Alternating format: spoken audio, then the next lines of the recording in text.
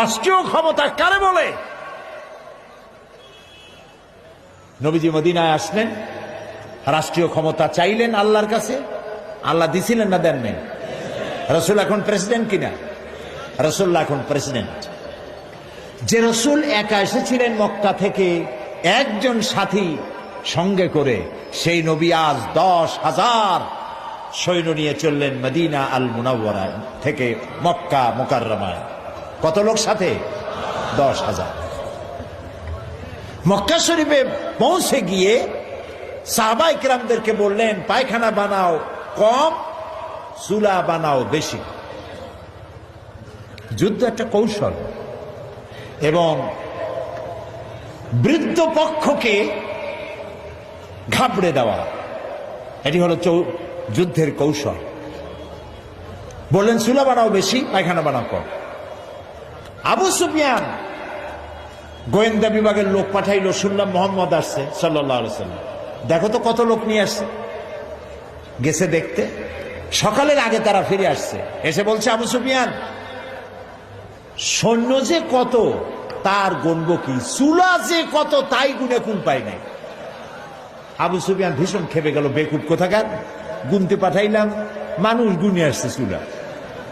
আচ্ছা সকালবেলা যাও, আর এক দল পাঠাই দিল, দেখো লোক কত।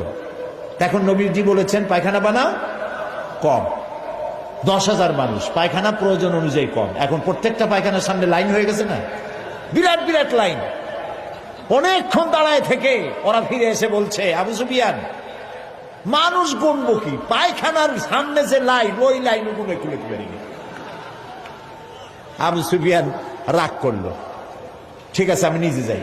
এবার নিজে আসছে, একটু উঁচু জায়গায় দাঁড়াইছে, দাঁড়ায় দৃশ্য দেখতেছে। 10,000 মানুষ তো কম কথা না। 10,000 মানুষ, হাতে 10,000 তরবারি, রোদ্রে চকচক করছে তরবারিগুলো, ধাঁধা লেগে যাচ্ছে আবু সুফিয়ানের। হঠাৎ করে দেখা হয়ে গেল হযরত আব্বাস রাদিয়াল্লাহু তাআলা আনহুর সাথে, রাসূলের চাচা। আবু সুফিয়ান হতচকিত হয়ে উঠছে, বলল, আব্বাস তোমার ভাতুষপুত্র ভাইপো দারুণ বড় বাচ্চা হয়ে গেছে তো, 10,000 লোক নিয়ে আসছে সাথে, সাংঘাতিক কথা। হযরত আব্বাস বলেন, আবু সুফিয়ান তোমার চক্ষু তোমাকে প্রতারিত করতেছে, চোখ মুছা ভালো করে তাকাও, এর নাম বাদশাহী নয়, এর নাম নবুয়ত। বাদশাহীর কি দেখলে? এর নাম যদি বাদশাহী হতো, তোমার কল্লা তোমার দেহের উপর থাকার কথা না। এখন নবীজি অর্ডার করলেন, চলো আমার সাথে। 10,000 লোক নিয়ে মক্কায় প্রবেশ করছেন। আল্লাহু আকবার। নবীজি বললেন, আমার সাহাবীরা আমার বিনা অনুমতিতে কোনো ফলদার গাছ কাটবে না, আমার বিনা অনুমতিতে কোনো বৃদ্ধ, কোনো নারী, কোনো অসুস্থ, কোনো শিশুর গায়ে হাত দিবে না। সুবহানাল্লাহ পেতে ইচ্ছা করে না? কারে কয় নবী? আজ তো প্রতিহিংসা এবং প্রতিশোধ নেওয়ার দিন ছিল। মক্কায় প্রবেশ করে আবু জাহেল, আবু লাহাব, উতবা, সাইবা গোষ্ঠী শুদ্ধ কচু কাটা করার দিন ছিল, ঠিক কিনা? কি কষ্টটা দিয়েছে বেলালকে। বেলালের পায়ের সাথে রশি দিয়া উটের সাথে বাঁধছে, উট দৌড়াইতেছে, বেলাল বান্দা রশিতে।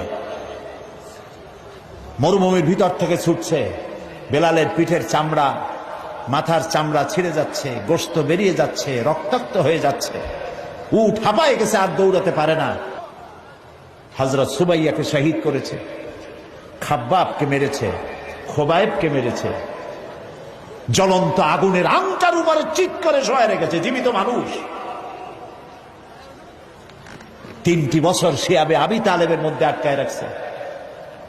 বেচা কেনা করতে পারবে না, কথা বলতে পারবে না কারোর সাথে, বাজারে যাইতে পারবে না। 3 বছর সাহাবায়ে কেরাম নিজেদের কাছে যা ছিল খাইছে, উট ছাগলের গোশত খাইছে, শুকনা চামড়া ভিজায় খাইছে। যখন আর কিছু নাই, বাবলা গাছের কাটা যুক্ত পাতাগুলি চাবাইয়া খাইতে গিয়া ঠোঁটের মধ্যে, জিহ্বার মধ্যে কাটা ফুটেছে। বাচ্চাগুলি মায়ের বুকের উপরে হুমড়ি খেয়ে পড়েছে দুধ খাওয়ার জন্য, সেখানে এক ফোঁটা দুধ নাই। হায় রে অত্যাচার! দেখুন দুনিয়ার বিজয়ী বাচ্চাদেরকে দেখেছেন, যে দেশ দখল করতে পারে কিভাবে মারে, কিভাবে ধ্বংসন করে, কিভাবে ধর্ষণ করে, হত্যা করে, অগ্নিসংযোগ করে, লুণ্ঠন করে। রহমতের নবী নির্যাতন করেছে যে জাতি, সেই জাতির ভিতরে প্রবেশ করছেন। হাদিস শরীফে এসেছে, উষ্ট্রের পৃষ্ঠে বসা আল্লাহর নবী, পেছনে বসে গেছেন হযরত যায়েদ বিন উসামা। কুরাইশের নেতারা পায়ে হাঁটতেছে। রাসূলুল্লাহ, হাদিস শরীফে এসেছে, উট যখন মক্কায় প্রবেশ করতেছিল, রাসূলুল্লাহ বিনয়ে এত আল্লাহর দরবারে বিনীত হয়ে যাচ্ছিলেন, মাথা নিচু করে, মাথা কোন সময় উটের পিঠের উপরে বাড়ি খাচ্ছিল রাসূলের কপালের সাথে। মক্কার লোকগুলি, কাফেরেরা সব দৌড়াচ্ছে, দিক বিদিক দৌড়াচ্ছে। রাসূলুল্লাহ উষ্ট্র পৃষ্ঠে থেকে নামলেন, নজর পড়ল এক বৃদ্ধার দিকে। কতগুলি বোঝা মাথায় উঠায়, ঘাড়ে নেয়, পড়ে যায়। ছুটে গেলেন বুড়ির কাছে, মা তুমি দৌড়াও কেন? বুড়ো বলছে, তুমি জানো না আব্দুল্লাহর পুত্র মুহাম্মদ সাল্লাল্লাহু আলাইহি সাল্লাম এসেছে, আজ তো উপায় নাই, কাফের সব শেষ করে ফেলাবে। রাসূল বলছে, তোমার এই বোঝাগুলি আমারে দাও। কোথায় যাবা? অমুক এলাকায়। চললেন বুড়ির সাথে, সেই জায়গা পর্যন্ত পৌঁছে তারপরে নামিয়ে দিলেন। বুড়ি বলল, কিছু পয়সা নাও। তিনি বললেন, না পয়সা নেব না। বুড়ি বলল, পয়সা নিবা না? তুমি কে? তুমি যে আমার মাল নিয়ে কেটে পড়ো না, এই তো আমার কপাল। এই দেশে মানুষ মানুষের উপকার করে বিনা পয়সায়, তুমি কে? নবীজি বললেন, বুড়িমা, যার ভয়তে হারাম শরীফ থেকে এত দূরে তুমি এসেছো, আমি সেই মক্কার আব্দুল্লাহর পুত্র মুহাম্মাদুর রাসূলুল্লাহ সাল্লাল্লাহু আলাইহি ওয়াসাল্লাম। বুড়ি বলে, আরে তোমার বিরুদ্ধে কাফের বেঈমানেরা, নেতারা এমন বাজে কথা বলেছে, কত বাজে কথা তোমার সম্পর্কে বলেছে। তুমি যে এত মহান, এত মহৎ, এত উদার, তা তো বুঝতে পারি নাই। আমি আর কাফেরে থাকতে চাই না, আমারে মুসলমান বানাও। নবীজি বললেন, বুড়ি পড়ো লা ইলাহা ইল্লাল্লাহু মুহাম্মাদুর রাসূলুল্লাহ। আল্লাহর নবী মসজিদে হারামে প্রবেশ করেছেন, সব কাফেরেরা এখন ঘেরাও হয়ে গেছে, কচু পাতার মতো ভয়তে কাঁপতেছে। রাসূলুল্লাহ জিজ্ঞেস করলেন, কুরাইশের নেতারা আমার কাছে আজকে কি ধরনের ব্যবহার আশা করো? একজনে সাহস করে বলল, মুহাম্মদ সাল্লাল্লাহু আলাইহি ওয়াসাল্লাম একজন উত্তম ভাই, একজন উত্তম ভ্রাতুষ্পুত্রের কাছ থেকে যে ধরনের ব্যবহার আশা করা যায়, ওই রকম ব্যবহার আপনার কাছে আশা করি। আল্লাহর নবী বলেন, কুরাইশের নেতারা, তোমাদের সম্পর্কে আমি সেই সিদ্ধান্ত গ্রহণ করব যে সিদ্ধান্ত আমার ভাই হযরত ইউসুফ আলাইহিস সালাম গ্রহণ করেছিলেন। হযরত ইউসুফ আলাইহিস সালাম, তাকে তার ভাইরা ফালাই দিয়েছিল কুয়ার মধ্যে। কুয়ার ভিতর থেকে আল্লাহ রাব্বুল আলামিন তাকে পৌঁছায় দিলেন মিশরের সিংহাসনে।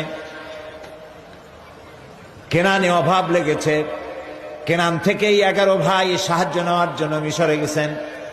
আর এখন ইউসুফ আলাইহিস সালাম, তিনি প্রেসিডেন্ট সেখানকার। হযরত ইউসুফ আলাইহিস সালাম 11 ভাইকে চিনতে পারলেন, ওরাও চিনতে পারলো। ওরা মনে করেছে আমাদের জীবন আজকে শেষ হয়ে যাবে।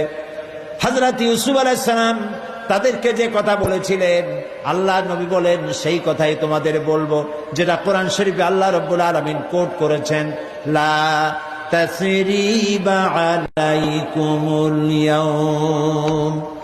তোমাদের বিরুদ্ধে আজকে আমার কোনো ক্ষোভ নাই, বিদ্বেষ নাই, শত্রুতা নাই। তোমাদেরকে আল্লাহর হস্তে মাফ করে দিলাম। আবু সুফিয়ান, তাকে ক্ষমা করলাম। আবু সুফিয়ানের ঘরে যারা আশ্রয় নেবে তাদেরকেও ক্ষমা করলাম। কারে বলে নবী? সুবহানাল্লাহি ওয়া বিহামদিহি। হায় আল্লাহ, সত্যের সাথে আমাকে প্রবেশ করাও, সত্যের সাথে আমাকে বের করো। ওয়াজআলনি মিন লাদুকা সুলতানান নাসীরা। আর তোমার পক্ষ থেকে আমাকে সুলতান নাসির দান করো। দোয়াটা কে শিখালেন? বুঝতে পারতেছেন কথা? কে শিখালেন দোয়া? দুনিয়ার সব মুফাসসিরিনে কেরাম একই অর্থ করেছেন এই সুলতানে নাসিরের। সুলতানে নাসির শব্দের অর্থ হলো, আয় আল্লাহ তুমি আমাকে রাষ্ট্রীয় ক্ষমতা দাও। সুবহানাল্লাহ বলেন। দোয়াটা কে শিখালেন? আল্লাহ। আমাকে কি দাও? রাষ্ট্রীয় ক্ষমতা দাও। কারণ এই কোরআন তো তার রং দেখাতে পারে না, এ কোরআন তো হাঁটতে পারে না, এ কোরআন তো চলতে পারে না, এ কোরআন তো বলতে পারে না। এই জন্য এ কোরআনের একটা রং আছে। এই কোরআনকে যদি চালাতে চাই, বলাতে চাই, রং দেখতে চাই, তাহলে রাষ্ট্রের প্রয়োজন। হযরত ওসমান রাদিয়াল্লাহু তাআলা আনহু বলেছেন, কোরআন যা পারে না নিজে করতে, তা রাষ্ট্র দিয়া করায়। সুবহানাল্লাহ বলবেন কেমনি? না বুঝলে তো বলা যাবে না, বোঝা লাগবে তো। আসলে আপনারা বুঝেন, কিন্তু ঠান্ডা লাগতেছে বোধহয়, নাকি? কোরআন নাজিল হয়েছে আইনের গ্রন্থ হিসাবে। এটি সংবিধান, এটি কনস্টিটিউশন, এটি কিয়ামত পর্যন্ত পৃথিবীর মানুষের জন্য কনস্টিটিউশন।